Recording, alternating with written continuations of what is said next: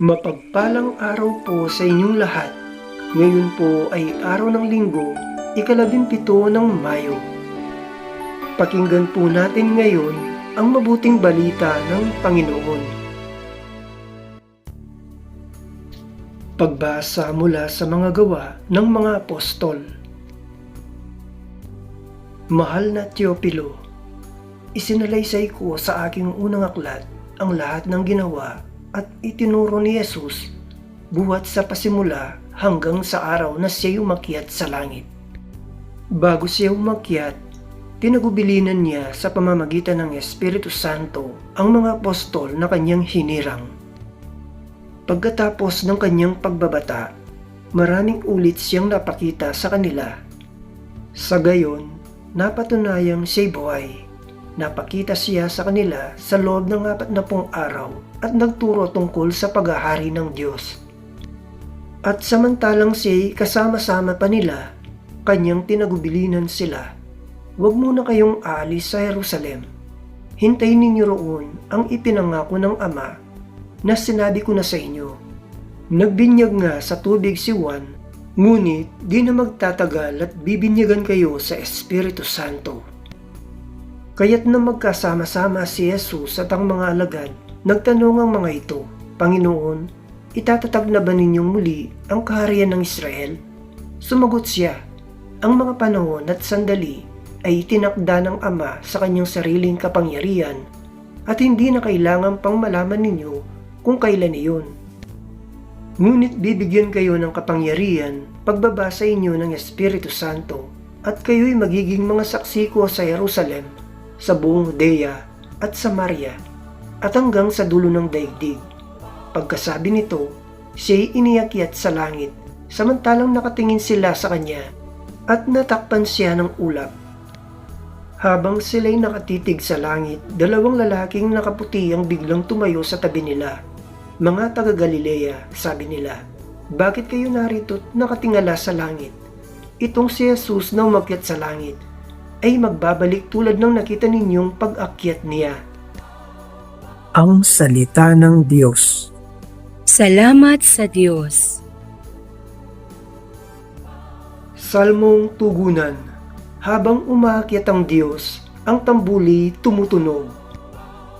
Magdiwang ang lahat ng mga nilikha, pumalakpak kayong may awit at tuwa, bilang pagpupuri sa Diyos na dakila. Ang Diyos na poon kataas-taasan ay dakilang haring dapat katakutan, siya'y naghahari sa sangkatauhan.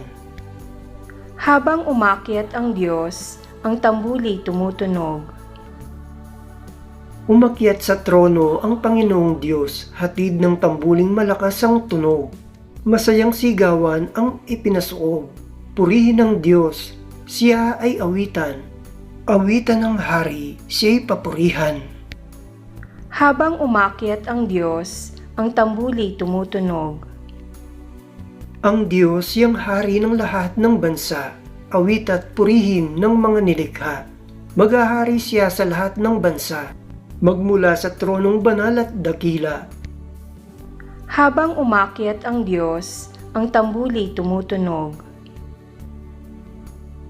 Pagbasa mula sa sulat ni Apostol San Pablo sa mga taga-Efeso.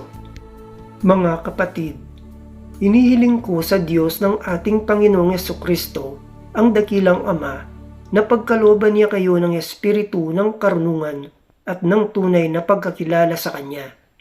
Naway liwanagan ng Diyos ang inyong mga isip upang malaman ninyo ang ating inaasahan sa Kanyang pagkatawag sa atin. Ito'y ang kaluwalhatiang inilaan niya sa kanyang mga hinirang at ang walang hanggang kapangyarihan niya sa atin na mga nananalig sa kanya.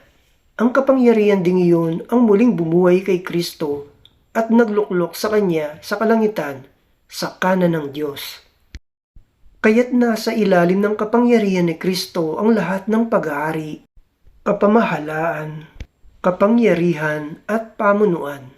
Higit ang kanyang pangalan kaysa lahat ng pangalan, hindi lamang sa panahong ito, kundi pati sa darating. Ipinailalim ng Diyos sa kapangyarihan ni Kristo ang lahat ng bagay at siya ang ginawang ulo ng simbahan. Ito ang katawan ni Kristo, ang kapuspusan niya na pumupuspos sa lahat-lahat.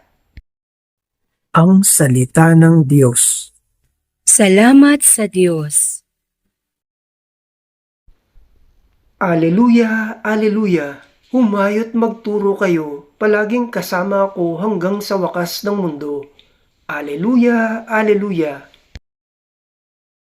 Ang wakas ng mabuting balita ng Panginoon ayon kay San Mateo. Noong panahong iyon, ang 11 alagad ay nagpunta sa Galilea sa bundok na itinuro sa kanila ni Jesus. Nang makita nila si Jesus, sinamba nila bagamat may ilang nag-alinlangan. Lumapit si Jesus at sinabi sa kanila, "Ibinigay na sa akin ang lahat ng kapangyarihan sa langit at sa lupa.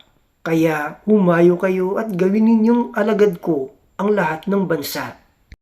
Binyagan ninyo sila sa ngalan ng Ama at ng Anak at ng Espiritu Santo.